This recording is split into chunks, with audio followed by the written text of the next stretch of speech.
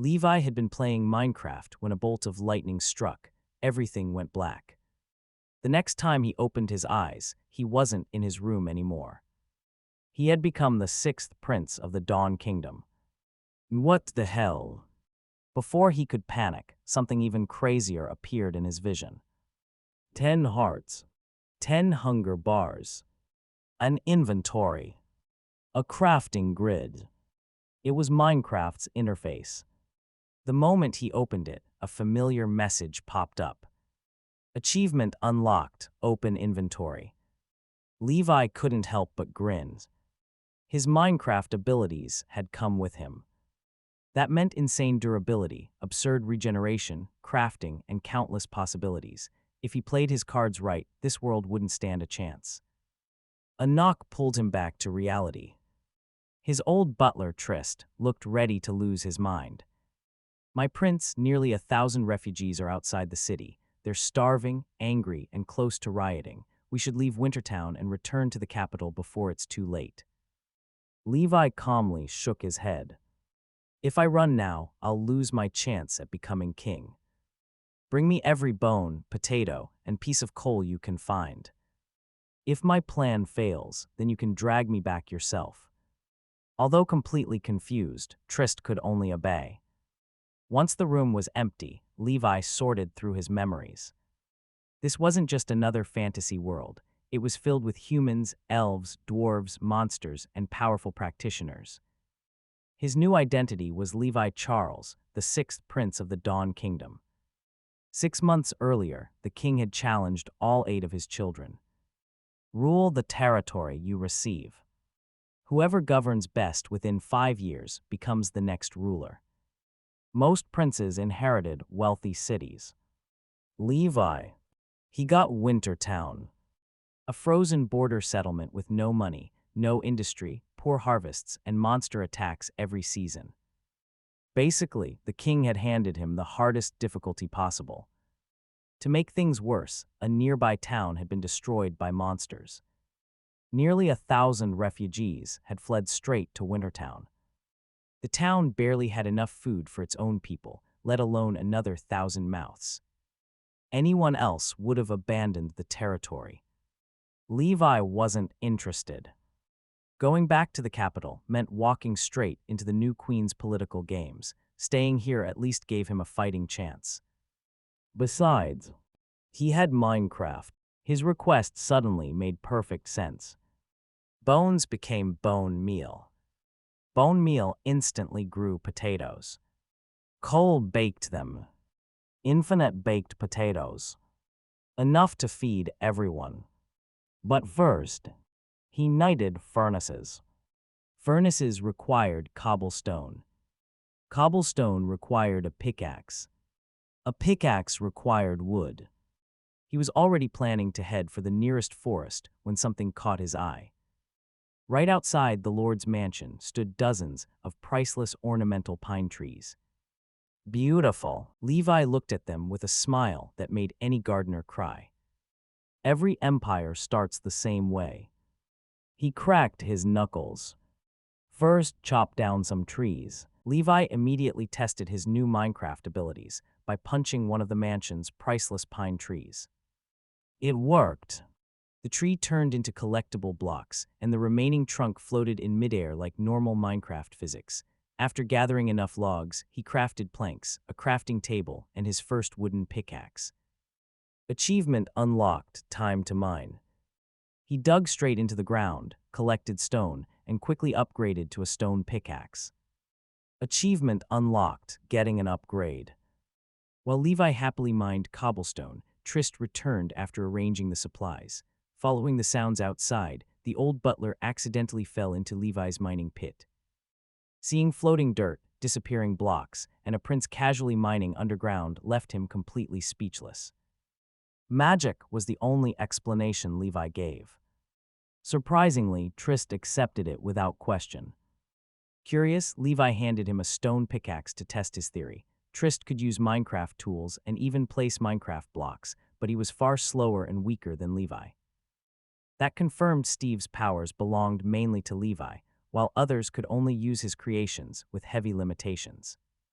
After collecting 4 stacks of cobblestone, Levi finally stopped mining. Now he had everything he needed. His next goal: build an enormous wall of furnaces and cook enough baked potatoes to feed every refugee outside Wintertown. Back on the surface, Levi used his freshly mined cobblestone to craft dozens of furnaces. Achievement unlocked, hot topic.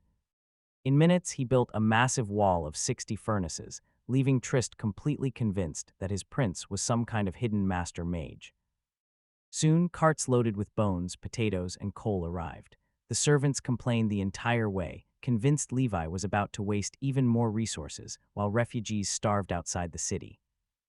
Instead, Levi handed out stone hoes and ordered everyone to till the frozen ground. The workers thought he'd finally lost it. "It's winter, nothing can grow," one farmer, Pete, protested. Levi simply smiled. Using Minecraft tools, the frozen soil tilled effortlessly. Once the potatoes were planted, Levi turned every bone into bone meal, or as he called it, growth powder. One sprinkle. The potatoes sprouted. A second. They bloomed. A third. The crop was fully grown. The workers stood frozen as Levi pulled over a dozen potatoes from a single plant. Their jaws hit the floor. Pete immediately realized this growth powder could ignore seasons and accelerate crops to full maturity in seconds. Seeing Pete's farming knowledge, Levi promoted him on the spot. His first mission was simple: grow, harvest, bake, and deliver enough potatoes to feed every refugee outside Wintertown. The gloomy backyard instantly transformed into a giant production line as everyone rushed to farm and cook. Satisfied that everything was under control, Levi gave Trist one final order. "In 3 hours, open the city gates and feed the refugees." Then he yawned. "And bring me a lounge chair first." With the refugees still surrounding Wintertown, Knight Commander Isabella Windsor refused to open the city gates. Food inside the town was already running out, and letting desperate refugees in would only trigger a riot. So when Trist suddenly arrived with Levi's order to prepare food relief in 3 hours, she thought he had gone crazy. Until Trist calmly explained. Levi had somehow solved the food crisis using magic. Not only was there enough food, but every refugee would eat their fill. Isabella didn't buy it for a second. Knowing Levi's terrible reputation, she assumed this was just another reckless stunt and demanded to see him herself. When she arrived at the mansion's backyard, she froze. Servants were farming, harvesting, and baking potatoes nonstop. A gigantic wall of furnaces stretched across the garden, while potatoes poured out almost faster than they could be loaded. The entire place had turned into a massive food production line. Even Isabella couldn't make sense of what she was seeing. Trist couldn't hide his pride. His Highness created all of this, from planting to a baked potato. It takes less than 30 seconds. Impossible.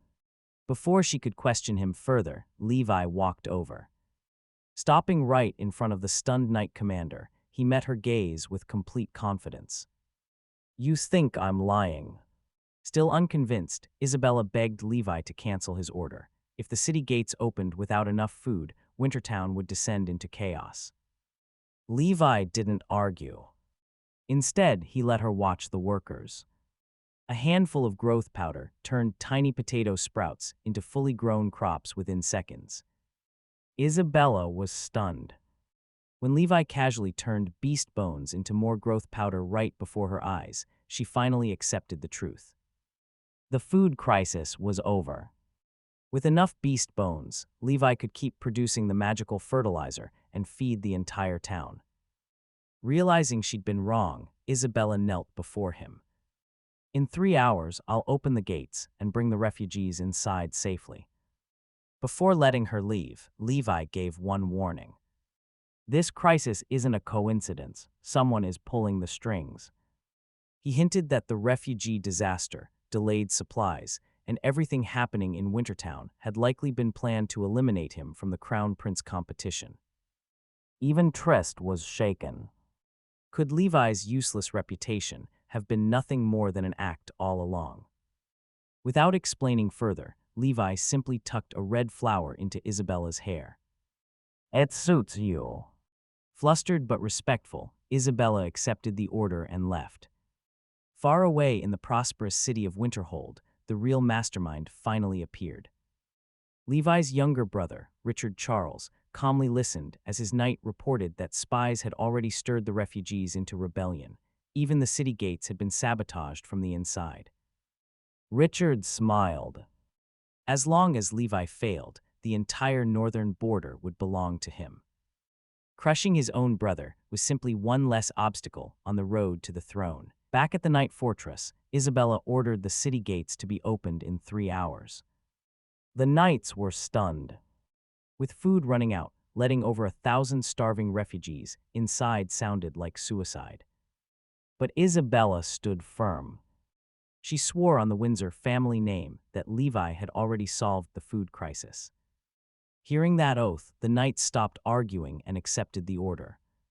Still, Isabella noticed several knights exchanging suspicious glances. Levi's warning had been right. There were traitors hiding within the order.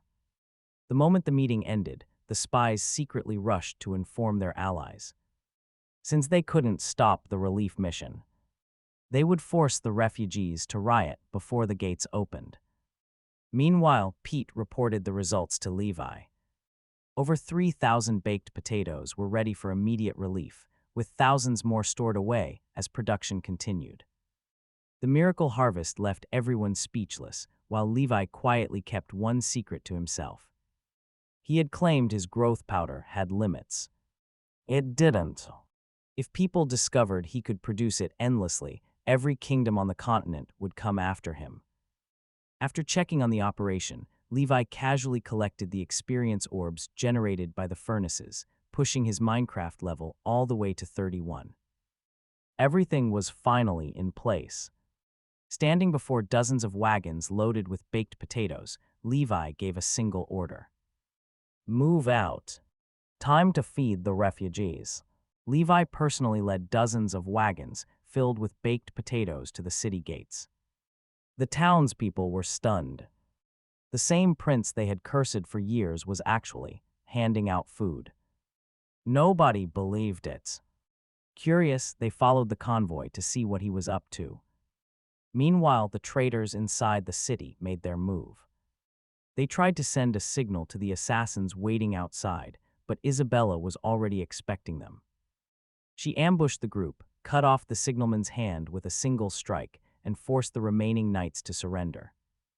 The spies were thrown into the dungeon before they could warn anyone. Outside the walls, hundreds of starving refugees waited in the freezing cold. Hidden among them were assassins sent by Richard. Their plan was simple: start a riot, sneak into the city, and kill Levi. But before they could act, the city gates opened. Wagons overflowing with hot baked potatoes rolled out instead. The refugees couldn't believe their eyes. Standing atop the walls, Levi calmly addressed the crowd before ordering the food to be distributed. The assassins tried stirring up chaos, but Isabella immediately had the knights restore order. Everyone will be fed. Anyone who starts trouble dies. The warning worked. The refugees lined up peacefully, each receiving hot food for the first time in days. The assassins had no choice but to blend into the crowd and wait for another chance. Watching the starving refugees cry with relief as they ate, Levi couldn't help smiling. He nudged Trist. I did a pretty huge good deed today, didn't I? Holding back tears, Trist placed a hand over his heart. You certainly did, Your Highness. Standing beside them, Isabella said nothing. But for the first time, she truly began to respect Levi. Levi's disaster relief spread across Wintertown in no time. The same people who had cursed him yesterday were now completely confused. The sixth prince actually did something good. Some even joked that he must have been possessed. If that's true, one man laughed, I hope the demon never leaves. Still, most people were relieved the refugees had finally been saved. With the crisis under control, Levi turned his attention to the captured traitors. No matter how badly they were beaten, the four knights refused to talk. So Levi changed tactics. Instead of threatening their lives, he threatened their families. As traitors, they deserved execution, but Levi calmly added that their wives and children would also lose everything, be stripped of their status, and spend the rest of their lives as serfs. The knights broke instantly. They confessed everything. They had been bribed by Winterhold's Knight's order to help the assassins and sabotage Wintertown from the inside. Levi got the information he needed, but kept his promise. The traitors were executed, while their families were spared, reduced to commoners instead of serfs. After leaving the dungeon, Isabella finally shared her conclusion. Winterhold belonged to the seventh prince, Richard Charles. The delayed relief supplies. The infiltrators. The assassination attempt. Everything pointed to one man. Richard had made his first move in the battle for the throne. The traitors were gone, but Levi already knew the real enemy. The mastermind could only be Richard Charles, the ruthless seventh prince who ruled Winterhold, a man infamous for killing even his own servants on a whim. Compared to him, the captured knights were nothing more than pawns. Watching how terrified they were of becoming serfs only strengthened Levi's resolve. No one deserved to live like that. A person should live like a human being. One day he would abolish serfdom entirely. After the interrogation, Isabella's opinion of Levi changed even more. The prince she once despised was nothing like the man standing before her now. Still, the danger wasn't over. She warned Levi that assassins were almost certainly hiding among the refugees. Levi wasn't surprised. If Richard wanted me dead, sending assassins is exactly what he'd do. Rather than hiding behind guards forever, Levi made a decision. He asked Isabella to personally train him in swordsmanship using her toughest methods.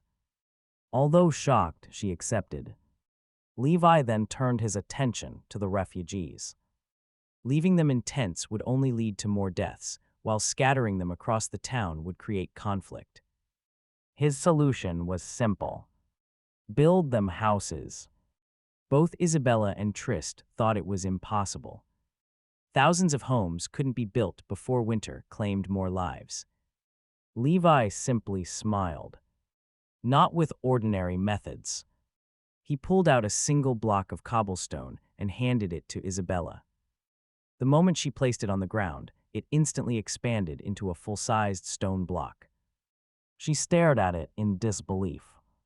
Only then did Trist realize Levi's plan. With Minecraft blocks, they could build an entire refugee settlement in record time. After Trist left, Isabella apologized for losing her composure.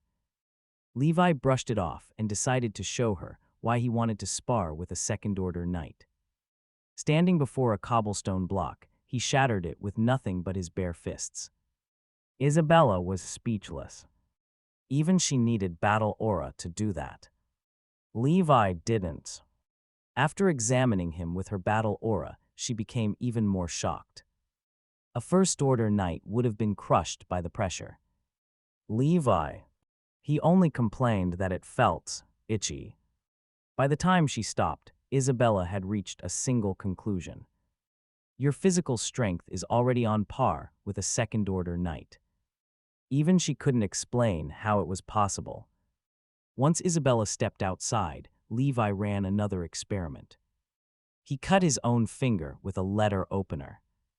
Instead of bleeding, his health simply dropped from 20 to 19 hearts. A few breaths later, it returned to full. His hunger bar had decreased slightly instead. After eating a pastry, it instantly recovered. Levi couldn't stop smiling. His Minecraft body worked exactly like the game. As long as he wasn't killed in one hit, he could regenerate almost endlessly. That made him far harder to kill than anyone had imagined. Now all that was left was learning how to fight. Levi ordered Wintertown's architects to design housing for over 1,000 refugees. After studying the plans, they gave their answer. Even if everyone works non-stop, it'll still take at least 3 months. Levi shook his head. I'll give you 3 days. The architects thought he'd lost his mind. Until Levi led them to the backyard. In front of everyone, he stacked a few cobblestone blocks and built an entire stone house in just 13 seconds. Everyone was dumbfounded. Even Isabella couldn't hide her shock. If this could be used on a battlefield, entire forts could appear overnight. Levi called the blocks a special alchemical material, cobblestone, before letting the architects try them for themselves. The moment they placed a block on the ground, it expanded into a full-sized stone cube. Within minutes, they had built another house on their own. The architects were ecstatic. They immediately realized this invention could completely revolutionize construction. Levi smiled. So, does it still take 3 months? Kerr, the lead architect, laughed confidently. If you can supply enough cobblestone, we'll finish every refugee house in a single day. Satisfied, Levi handed over hundreds of cobblestone blocks and ordered construction to begin immediately. The race to build Wintertown's new refugee settlement had officially begun. Levi visited the quarry with Isabella, expecting to collect building materials. Instead, he discovered something even crazier. The moment he touched ordinary stone, it instantly transformed into Minecraft cobblestone inside his inventory. Jackpot! Even the quarry workers froze. 1 second, mountains of stone were there. The next, gone, replaced by perfectly stacked cobblestone blocks. The foreman dropped to his knees. Gods above. Even Isabella was speechless. Every time she thought she'd seen Levi's limits, he broke them again. Levi quietly collected several stacks of iron ore as well. Iron sword, iron armor, shield. If assassins wanted a fight, he'd be ready. Meanwhile, construction teams arrived at the refugee camp carrying hundreds of cobblestone blocks. When Kerr announced, "We'll build 100 houses today," everyone laughed. 1 day. Yeah, right. But the laughter stopped fast. Workers placed block after block. 10 minutes later, a complete stone house stood before everyone's eyes. Silent. Then another house. And another. The entire refugee camp watched in disbelief. Refugees couldn't hold back their tears. Food. Warm shelter. A lord who actually cared. For the first time in a long while, they felt hope. Long live Lord Levi. Long live the Lord. The cheers echoed across Wintertown. Watching from the crowd, the hidden assassins panicked. No hunger. No riots. No chaos. Levi had ruined every part of their plan. The captain's face darkened. We move tonight. He revealed a hidden trump card. A third-tier water elemental scroll. It'll keep Isabella busy. The assassins grinned. Tonight, either Levi dies, or they do. Levi finished smelting his first batch of iron. Achievement unlocked, getting tough. Pure iron ingots dropped from the furnace one after another. Even Trist was stunned. This quality, these weapons would be terrifying. Isabella nodded. Even the royal capital doesn't forge iron this pure. Levi walked to the crafting table. Without a hammer, without a forge, he simply arranged the ingots. Poof! A complete set of iron armor appeared. Helmet, chestplate, leggings, boots, then an iron sword, a shield. Isabella blinked. On what? Even Trist could only stare in silence, creating full equipment in seconds. It completely shattered common sense. Levi tossed the chest plate to Isabella. Hit it. Isabella hesitated but wrapped her fist in battle aura. Boom! The armor flew across the yard. She picked it up. Not a single dent. Impossible. Levi smiled. Looks sturdy enough. Next came the iron sword. One swing. A massive stone split clean in half. What a blade, Trist muttered. Finally, Levi handed Isabella a plain wooden shield. Block this. He swung the iron sword with full force. Clang! The shield stopped everything. No crack. No scratch. No damage at all. Isabella stared in disbelief. A wooden shield blocked that. Levi only smiled. The MC gear was even stronger than he expected. Satisfied, he stored every item inside his inventory. That's enough testing. As darkness covered Wintertown, silent figures slipped into the Lord's mansion. The assassination had begun. But Isabella refused to leave. The assassins are still out there. I'll guard you all night. Levi could only sigh and accept it. The room fell silent. Levi closed his eyes. But no matter how tired he was, he couldn't sleep. His eyes suddenly opened. Wait, that was a Minecraft mechanic. Players can't sleep when monsters are nearby. Which meant the assassins were already inside the mansion. Without making a sound, Levi opened his inventory. Iron armors, iron sword, shield, fully equipped in seconds. Now the hunters had no idea. Their prey was armed. Levi whispered, Isabella, I'm thirsty, can you get me some water? She stepped away from her guard position. Exactly as Levi planned. If the assassins were watching, they'd think this was their chance. Crash! The window exploded. 7 masked assassins stormed into the room. At the same time, every magic lamp was destroyed. The bedroom plunged into darkness. Kill the 6th prince. Isabella's battle aura erupted instantly. L'enemy attack. The assassin's first attack failed.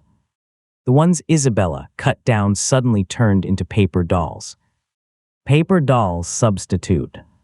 They were only decoys. While Isabella rushed to protect Levi, the remaining assassins blocked her path with dagers and charged straight for the prince. But instead of panicking, Levi kicked off his blanket.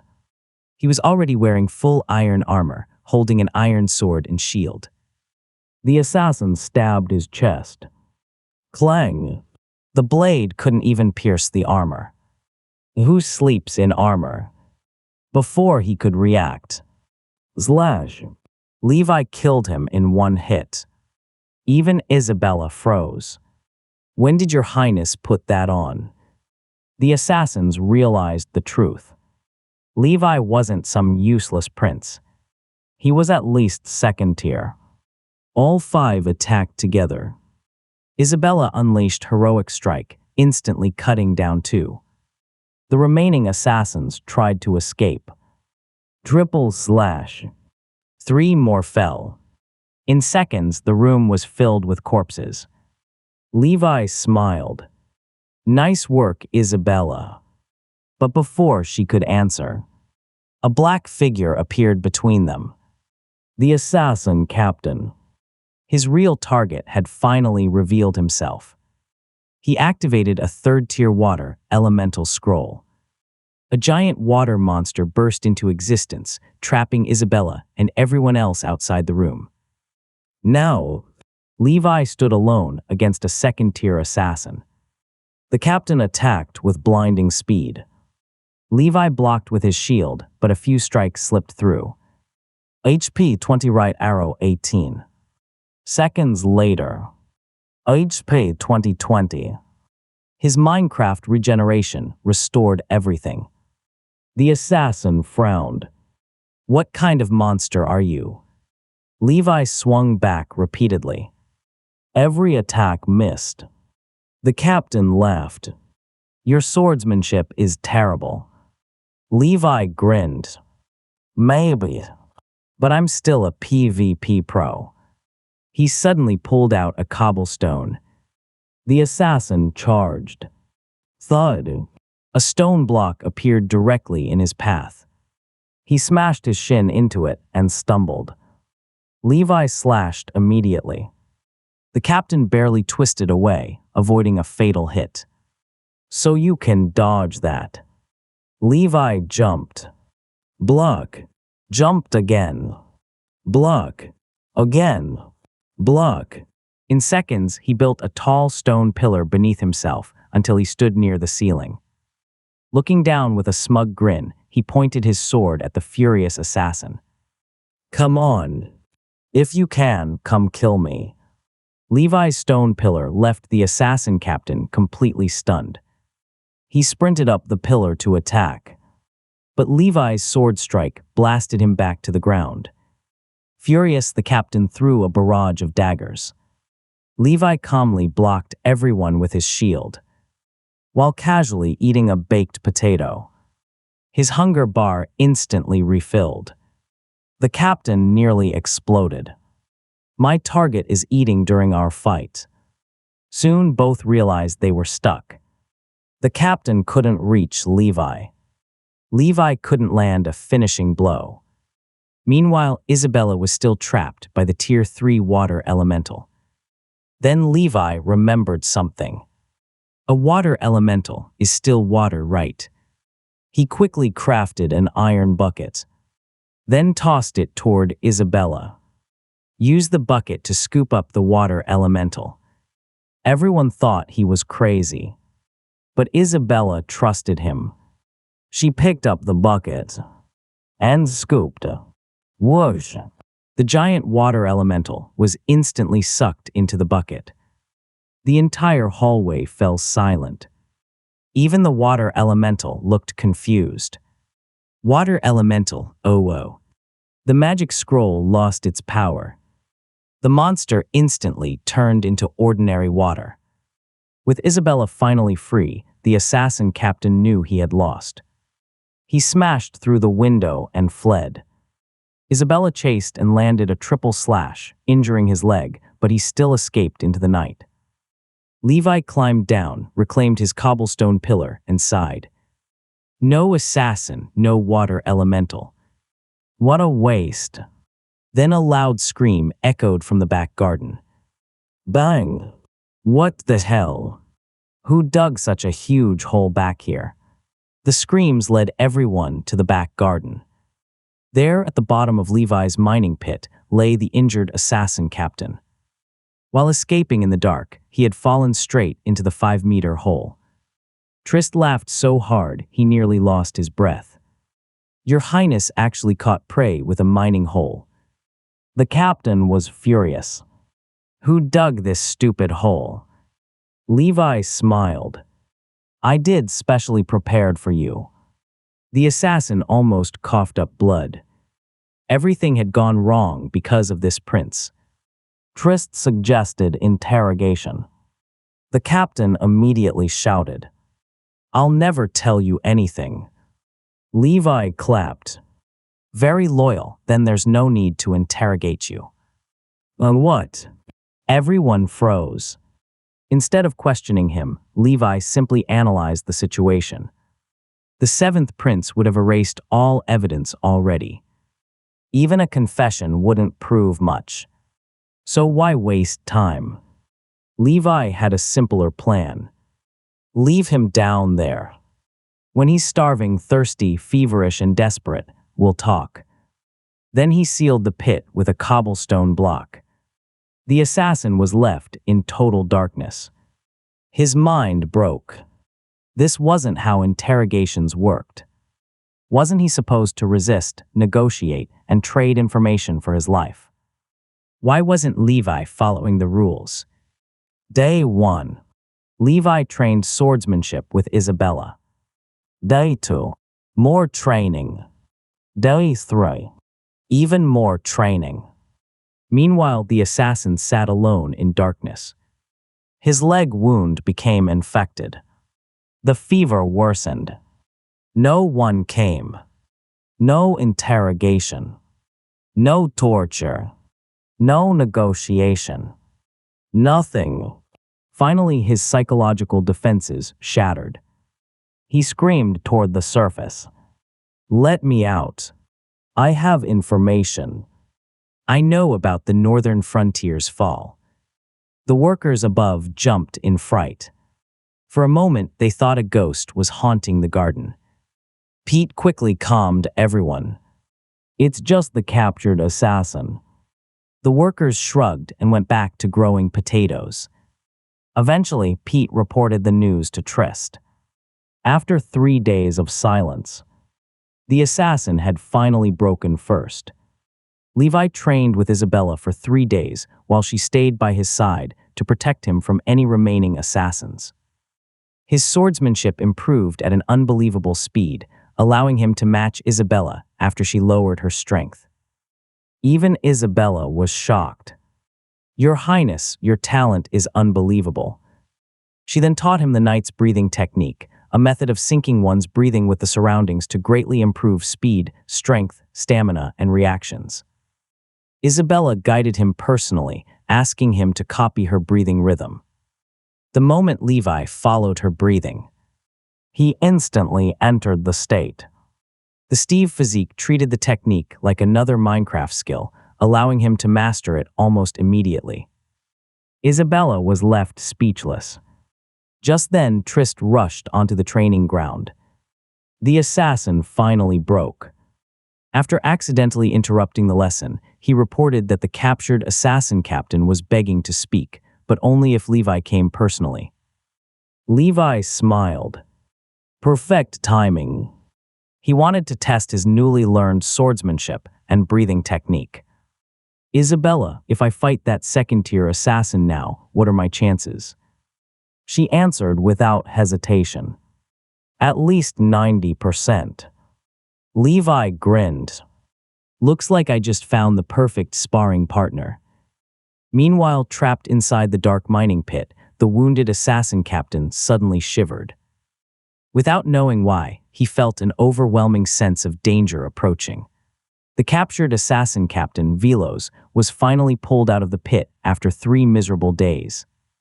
He revealed what Levi already knew. The mastermind behind the refugee crisis and assassination was 7th Prince Richard. Levi was unimpressed. "Throw him back." Terrified, Velos quickly revealed his real secret. A mysterious black dragon with purple eyes was leading the monster tide. Its purple breath transformed humans into teleporting monsters with glowing purple eyes. Levi immediately realized. The Ender Dragons. The transformed humans were essentially Endermen. Velos warned that infected refugees could become monsters at any moment and begged for his freedom.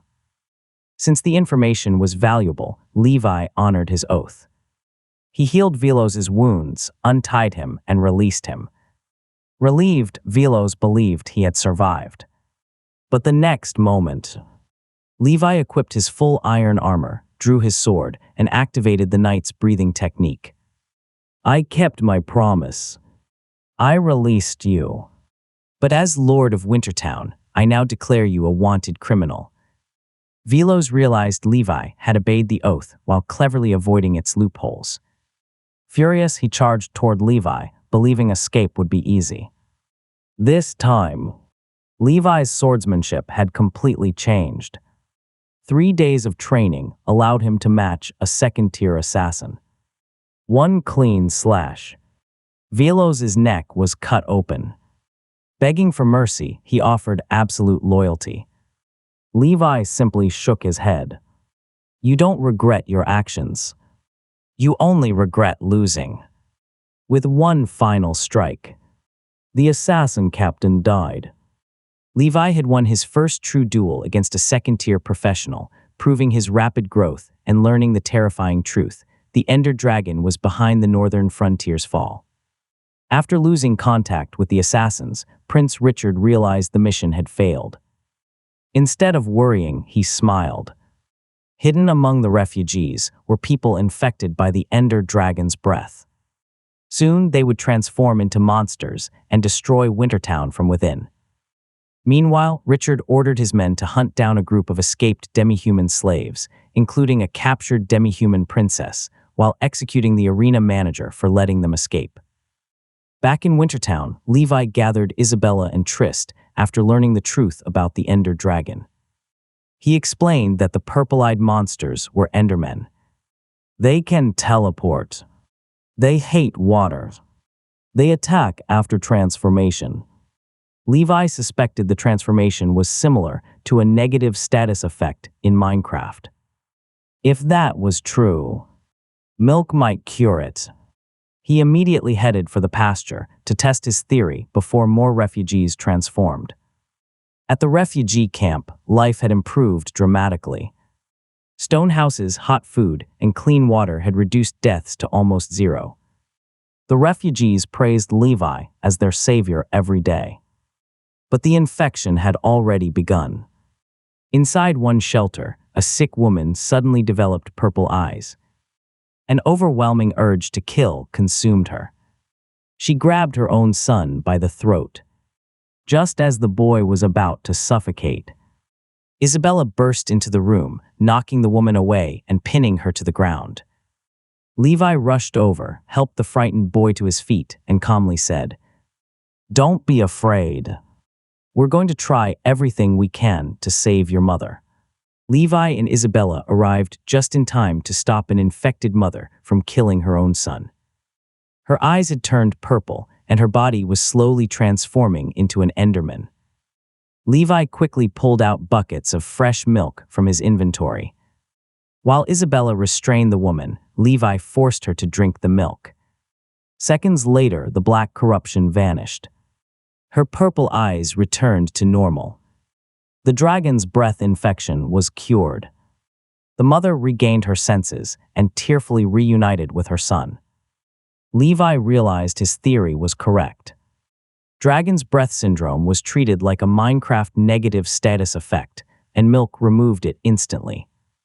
The grateful mother revealed her name was Marina, while her son was Joe. She explained that her husband had died protecting them from a black teleporting monster at the northern frontier. Levi immediately gave new orders. Marina would help identify infected refugees. Trist would supervise the milk distribution. Isabella would lead the knights to search every shelter and restrain anyone refusing to drink. Every refugee had to drink the magic milk before the infection fully transformed them into Endermen. Wintertown launched a massive rescue operation. Watching Levi save thousands of lives once again, Trist finally understood. The useless prince everyone mocked had never truly existed anymore. The Levi standing before him was a leader capable of changing an entire kingdom. Levi announced free hot milk for every refugee. While Trist distributed the milk, Levi and Isabella searched every stone house for dragon's breath patients. Anyone showing purple eyes was restrained and forced to drink the milk. Within minutes, dozens of infected refugees were cured. But then Levi found one that was too late. A fully transformed Enderman stood silently inside a stone house. Levi immediately warned everyone, "Don't look into its eyes." The knights lowered their heads while Levi stepped forward alone. He attacked first. The Enderman screamed and instantly teleported behind him. Clang! Levi blocked the surprise attack with his shield. Teleport. Block. Counterattack.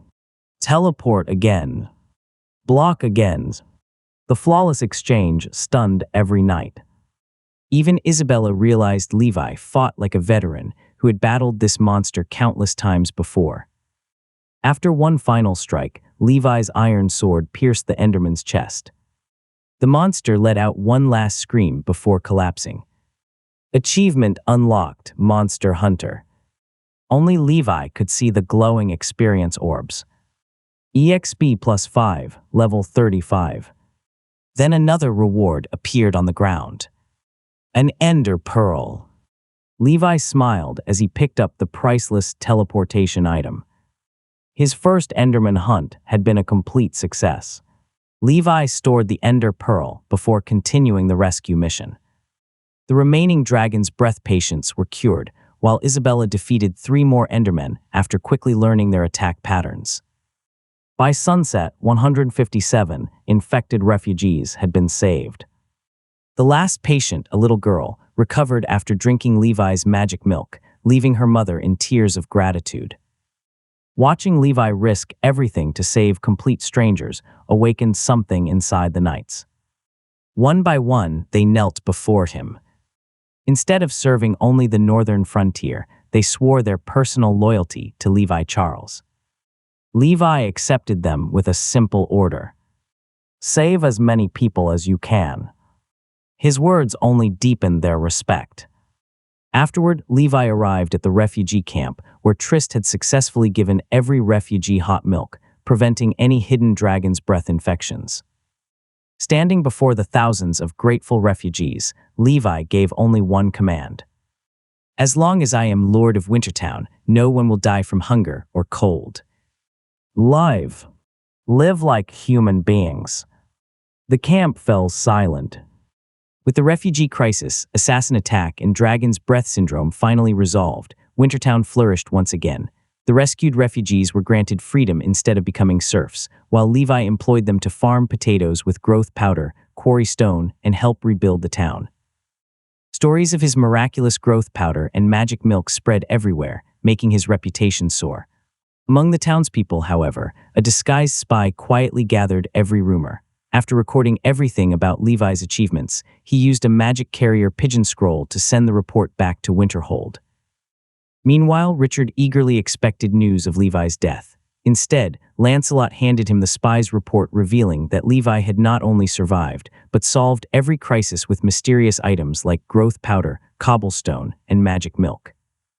Richard refused to believe Levi could accomplish such miracles alone. He concluded that an incredibly powerful alchemist, possibly even a legendary 5th-tier professional, must be secretly supporting him. Enraged, Richard destroyed everything in his room and ordered his spies to discover the mysterious expert's identity at any cost. Gold, territory, women. He would offer 10 times whatever Levi could. Before leaving, Lancelot delivered another report. The escaped demi-human princess had fled into a forest only 10 kilometers from Wintertown after her escort was defeated. Richard coldly ordered his men to capture her alive, determined to vent all his hatred on her. Back in Wintertown, Levi continued training his breathing technique and swordsmanship, hoping to break through to 1st-tier swordsman. After training, he found Isabella and the knights fully armed. She explained that woodsmen had discovered traces of a suspected 2nd-tier magical beast in a nearby forest, and the knights were preparing to investigate. Hearing the words 2nd-tier magical beast, Levi became excited. After days of sparring with Isabella, he wanted a real life-or-death battle to sharpen his skills. He immediately volunteered to join the mission. Isabella agreed, believing real combat was necessary for Levi's growth. Before she could even finish telling him to put on his armor, Levi instantly equipped his full iron armor, sword, and shield from his inventory. The stunned knights could only stare as Levi smiled and urged them forward. Let's go. While Levi and the knights searched the White Wolf Forest for a rumored 2nd-tier magical beast, another battle was already underway. Princess Nina of the Northern Demi-Human tribe and her loyal maid Zio Ki fled desperately through the snow as the elite Frost squad from Winterhold hunted them down. One by one, their guards sacrificed themselves to buy time, but the overwhelming strength of the 5 2nd-tier pursuers left them with little hope. Cornered, Zio Ki stood alone before the princess, refusing to surrender even at the cost of her life. Bulk Rockbreaker, the Frost squad's mighty warrior, mocked her bravery and even joked about taking her back as a pet. Trusting Zio Ki's sacrifice, Nina fled, only to be forced into a hidden trap by the enemy archer and captured inside a giant net. With the princess captured and Zio-Ki badly wounded, Bulk stepped forward to seize her. But just as he reached out, a powerful sword strike slammed into his battle axe, forcing the massive warrior backward. Shock filled Bulk's face. Very few people could match his raw strength head-on. The attacker was Levi. After several exchanges, even Bulk couldn't overpower him. Impressed, the warrior admitted Levi's strength, but Levi calmly lowered his sword and demanded to know why armed strangers had entered Wintertown's territory. Behind him, Isabella and the Knight's Order arrived, surrounding the Frost Squad. Isabella helped the wounded Zio-Ki to her feet, while the terrified maid begged Levi to save Princess Nina, revealing that more than 30 demi-humans had died escaping from Winterhold. Levi was surprised to learn that the prisoners were members of the northern demi-human tribe. When Zio-Ki revealed that 7th Prince Richard intended to torture Princess Nina to death, everything became clear. Levi glanced at the white-haired fox princess trapped inside the net, then looked back at the Frost Squad. A cold smile appeared on his face. Anything that ruined Richard's plans was worth doing. Raising his iron sword toward the 5 elite soldiers, Levi gave them one final warning. If you refuse to explain why you've invaded Wintertown's territory, then I'll treat every one of you as hostile intruders. As both sides faced each other, the Frost Squad quickly recognized Isabella and guessed the black-haired young man beside her might be Levi, though they found it hard to believe the infamous Trash Prince would personally lead knights into battle. Isabella quietly warned Levi that the 5 enemies before them were Winterhold's elite Frost Squad. Every member was a second-tier professional, and together they possessed strength comparable to a third-tier powerhouse. Inside the capture net, Princess Nina's hope returned for a brief moment. But remembering how 32 of her guards had died without even injuring the Frost Squad, she feared Levi's group would suffer the same fate. Trying to avoid a fight, the Frost Squad's mage, Silas, politely claimed they were acting under 7th Prince Richard's orders to capture escaped demi-human criminals. According to him, Nina and Zio-Ki were simply runaway slaves from Winterhold's arena.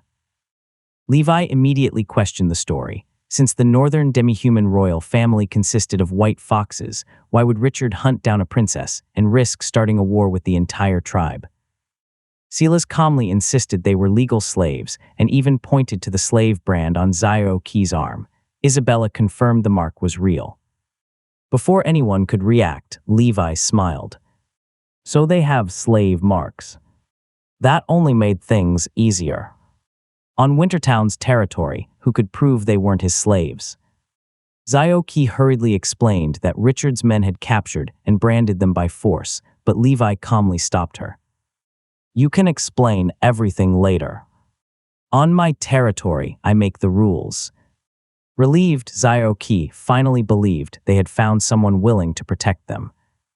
Growing impatient, Silas warned Levi not to interfere with 7th Prince Richard's orders. His teammates quietly spread out into battle formation, prepared to use force if negotiations failed. Levi simply laughed. Richard's name might terrify everyone else on the northern frontier. But it meant nothing to him. The atmosphere instantly turned cold. Levi looked directly at Silas. Do I need you to teach me what is legal? The entire Frost Squad froze. Only the royal princes could refer to themselves as this prince. Combined with Levi's black hair, black eyes, and Isabella standing beside him, they finally realized the impossible truth. The young man before them was truly the Lord of Wintertown, the 6th Prince Levi Charles. Drawing his iron sword, Levi pointed it toward the Frost Squad with an icy expression. You invaded my territory and dared to capture my demi-human slaves. I'll give you one chance. Leave now. Lord died. Levi declared Nina and Zio-Ki to be his demi-human slaves, using his authority as the Lord of Wintertown to block the Frost Squad from taking them away. Though shocked, Nina realized he was only claiming ownership to protect them. Isabella immediately cut down the capture net and rescued the exhausted fox princess, while Zio-Ki burst into tears of relief. The Frost Squad hesitated. Attacking Levi meant committing treason against the royal family, a crime punishable by death. Bulk tried one last time to negotiate, asking Levi to hand over Zio-Ki so they could report back to Richard. Levi stepped forward with his sword drawn, overwhelming the 5 second-tier elites through sheer confidence alone. He coldly declared that both demi-humans now belonged to Wintertown and warned them to leave immediately or die. Unable to oppose a royal prince openly, the Frost squad reluctantly backed down. Before leaving, Levi stopped them one final time. He ordered them to deliver a message to Richard. "Tell my foolish younger brother I know everything he's done. Let him keep trying. I'll remind him why I'm the elder brother and why he'll always remain the younger one." The Frost squad left in humiliation, knowing Richard would explode with rage after hearing those words. The Knights of Wintertown looked at Levi with newfound admiration. A single prince had forced the legendary Frost squad to retreat without a fight. Isabella couldn't hide her proud smile, convinced once again she had chosen the right lord to serve. After the danger passed, Princess Nina formally thanked Levi for saving both her life and Zio Keys. Her extraordinary beauty even caught Levi's attention for a brief moment. Curious, Levi jokingly asked whether she feared he might actually keep them as slaves. Zio Key froze in panic, but Nina calmly replied that he never would. She revealed that the Fox demi-human royal bloodline possessed a special ability. It could read the emotions hidden within a person's eyes. Looking into Levi's, she saw neither greed nor lust, only sincerity. The revelation immediately sparked Levi's curiosity. If demi-human bloodlines possessed unique innate powers, then perhaps Steve's physique granted by the Minecraft system was also a kind of bloodline ability. Understanding Nina's power might help him unlock even greater potential within his own mysterious abilities. Satisfied, Levi dropped the act and asked the two to explain everything that had happened and why Richard was hunting them. Realizing they had finally found someone they could trust, Nina smiled with relief and began telling the story of their escape. Princess Nina explained that the northern demi-human tribe had fought alongside the northern frontier against the monster tide for decades. This time, however, the invasion was overwhelming. The black teleporting monsters destroyed the walls, entered the cities, and massacred everyone inside. Separated from the main demi-human force, Nina and her companions escaped south, believing Winterhold would shelter them. Instead, Prince Richard imprisoned them in his slave arena. While he tortured Nina's followers for entertainment, he deliberately spared her. Using her Fox bloodline ability to read emotions, Nina discovered his true intention. He wanted to drive her insane before turning her into one of his specimens. Horrified, her followers staged a prison break. More than 30 demi-humans sacrificed themselves, protecting Nina and Zio Key during their escape before Levi rescued them from the Frost squad. Levi found Richard's actions illogical. If the northern frontier had truly fallen, Winterhold should have been the next target, yet Richard ignored the crisis and hunted refugees instead. Unable to understand his motives, Levi decided to focus on his original mission. He reminded everyone that they hadn't entered the White Wolf Forest to rescue Nina. They had come to investigate reports of a second-tier magical beast threatening Wintertown's lumber operations. Since timber was essential for Wintertown's future development, eliminating the beast was a priority. Levi ordered Isabella to spread the knights out and search the forest, instructing them not to engage the beast if they found it. He intended to fight it personally, believing a real life-and-death battle might finally allow him to break through and become a first-tier swordsman. Before the search began, Nina stopped him. She revealed that although her Fox bloodline couldn't locate magical beasts, canine demi-humans possessed an extraordinary sense of smell. At her command, Zio Key crouched down, sniffed the ground and the air for only a few moments, then confidently pointed deeper into the snowy forest. "I found the scent, follow me." Watching the little canine girl effortlessly track the target, Levi instantly realized why demi-humans were so valuable. Smiling, he ordered the knights to move out. The entire group followed Zio Key as she led them toward the hidden magical beast lurking within the White Wolf Forest. Guided by Zio Key's sharp senses, the group quietly located the second-tier magical beast hidden deep inside White Wolf Forest. It was a silver-white snow wolf, perfectly camouflaged within the snowy landscape.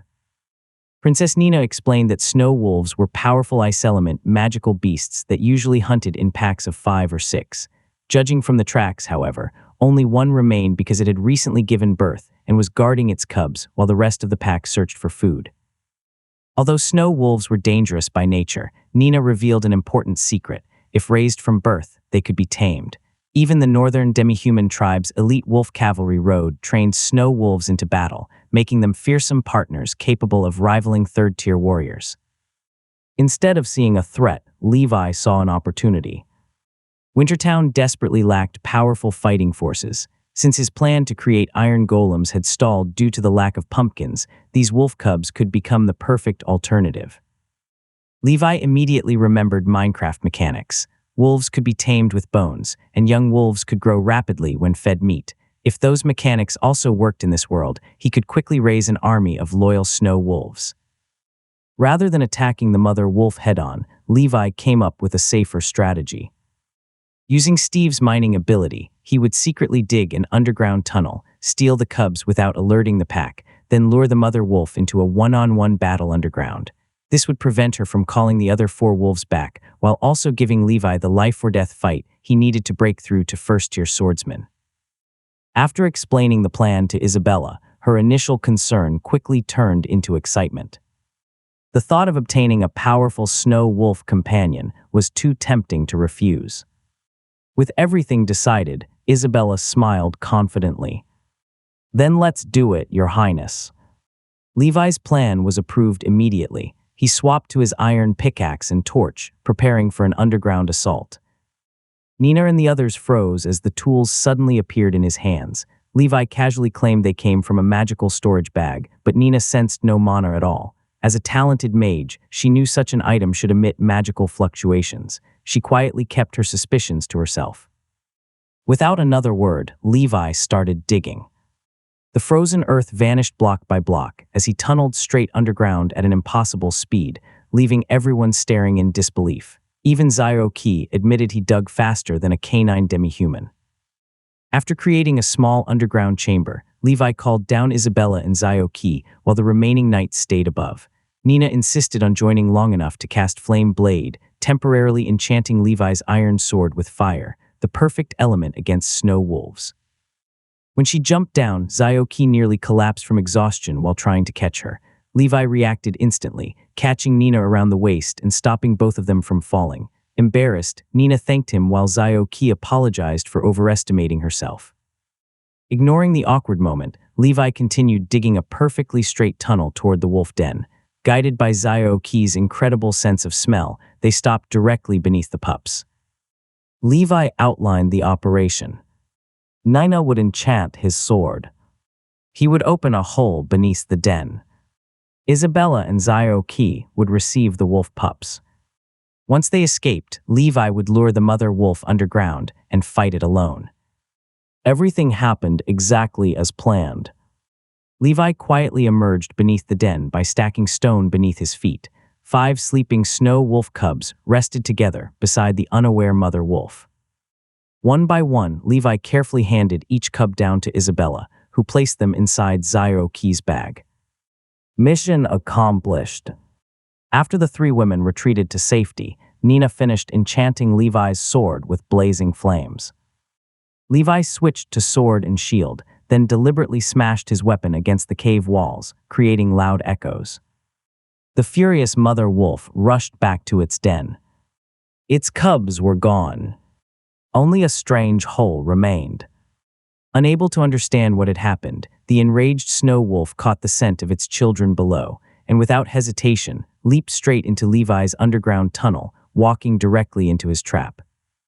The enraged mother snow wolf leaped into Levi's tunnel after smelling her stolen cubs. The moment it landed, it charged at him with terrifying speed. Levi barely managed to block the first attack with his shield.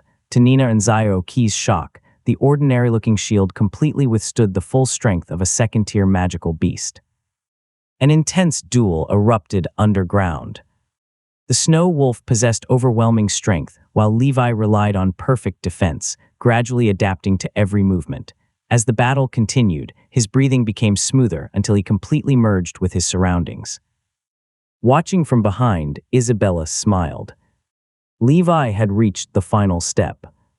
A surge of power suddenly spread through his body as his understanding of swordsmanship transformed. Levi officially advanced into a first-tier swordsman. His first sword skill, Heavy Slash, erupted with explosive power. The blazing sword crashed onto the snow wolf's shoulder, shattering its bones and instantly turning the battle around.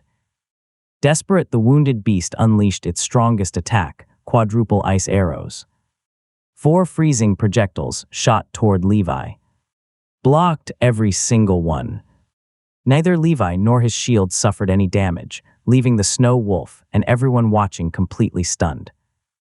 Levi immediately counterattacked with another heavy slash, carving a massive flaming wound across the wolf's back. Just then, the stolen wolf cubs cried from Zio-Ki's bag. Hearing its children, the exhausted mother wolf ignored its injuries and charged again and again, desperately trying to save them. Each assault was beaten back, yet it refused to surrender. Watching the mother fight despite being covered in wounds, Levi changed his mind. He had already achieved his breakthrough. Instead of killing her, he decided on a better plan. Levi tore off a piece of his cloak and threw it before the wounded snow wolf. "I'll keep your cubs. If you want them back, recover first, then come find me." The intelligent, magical beast couldn't understand every word, but it understood the challenge. The mother wolf picked up the piece of Levi's cloak, stared one last time at her cubs, then escaped through the tunnel entrance.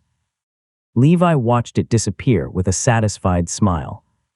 Rather than hunting the remaining snow wolves one by one, he would let the furious mother gather the entire pack and bring them straight to him. Levi spared the mother snow wolf for a reason. Instead of killing it, he planned to let it reunite with the rest of the pack and lure every wolf into a single trap. If taming them failed, he would simply eliminate them all later after strengthening Wintertown's forces. With 5 snow wolf cubs in hand, Levi was already imagining an army of fully grown second-tier magical beasts guarding his territory.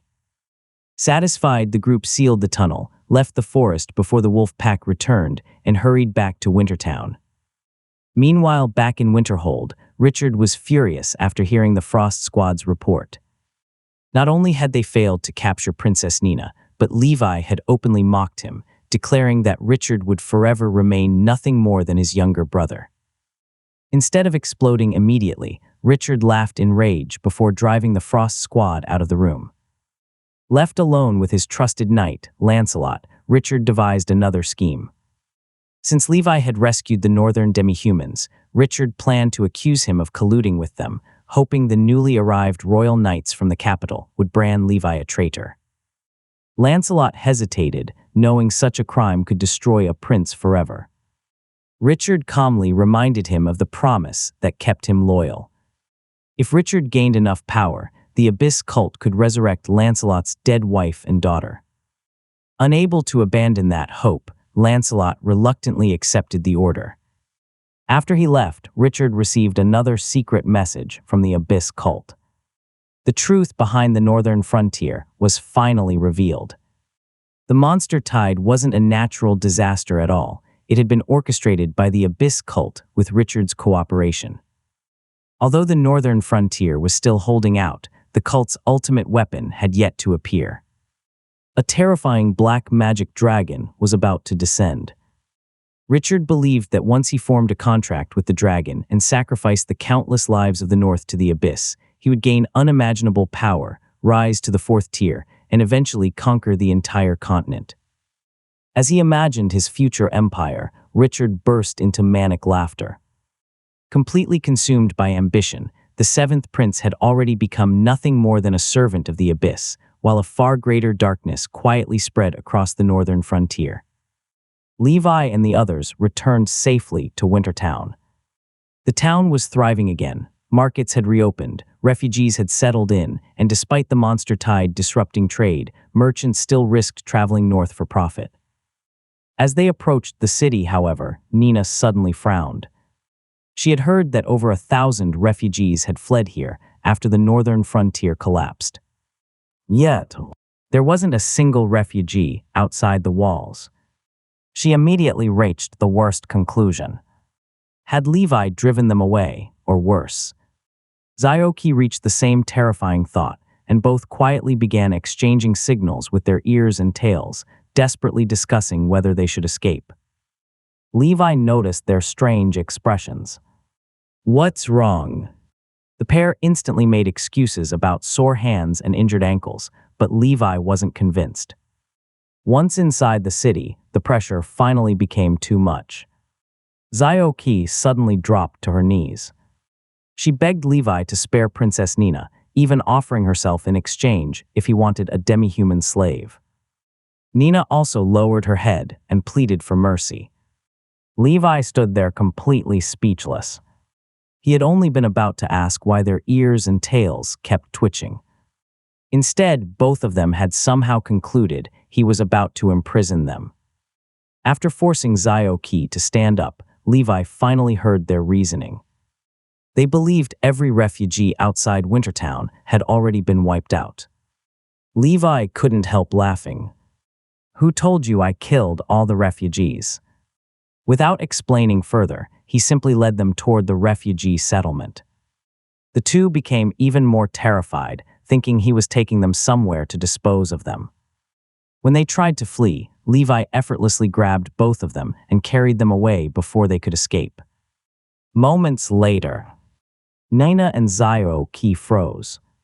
Before them stood hundreds of sturdy stone houses filled with smiling refugees living peacefully. Instead of starving survivors, they found healthy families greeting Levi with genuine respect and gratitude. Everywhere they walked, people warmly thanked their lord. Only then did the truth sink in. Levi hadn't abandoned the refugees. He had given them homes. Looking down at their own torn clothes and dirt-covered bodies, Nina and Zio-Ki suddenly realized something embarrassing. Compared to the well-fed refugees, they looked like the actual refugees. As Zio-Ki stood there in disbelief, an elderly refugee misunderstood her shocked expression. Thinking the exhausted little girl was hungry, he smiled kindly and placed half of his precious baked potato into her hands before walking away. Holding the warm potato, Zio-Ki felt completely defeated. She had just received charity from the very refugees she thought had all been killed. Levi brought Nina and Zio-Ki through the refugee district, where Isabella explained everything that had happened over the past 10 days. The refugee houses, the endless food supply, and the smiling townspeople finally erased all of their doubts. The two lowered their heads. "We're sorry we misunderstood you."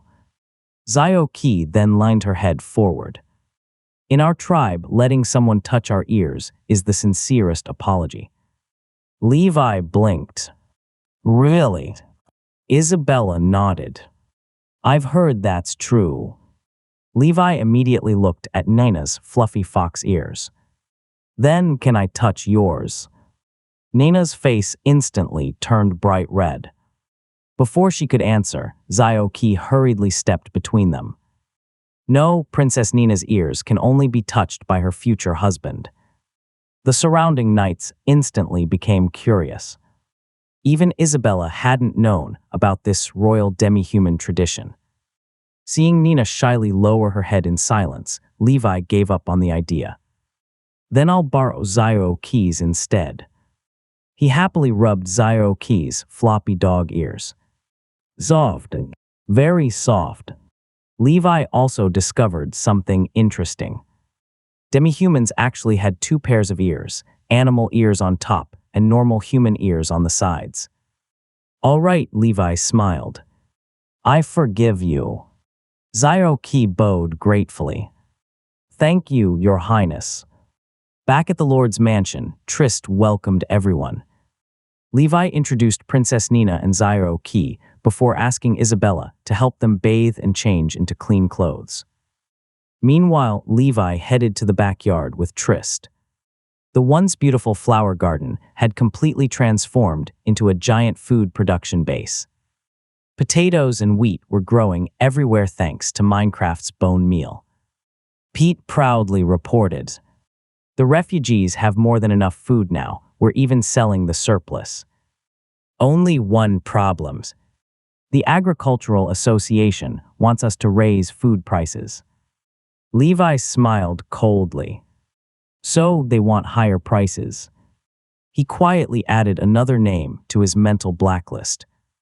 After inspecting the farms, Levi collected several stacks of bones and ordered the kitchen to prepare fresh raw meat. Returning to his office, he looked at the 5 sleeping snow wolf cubs.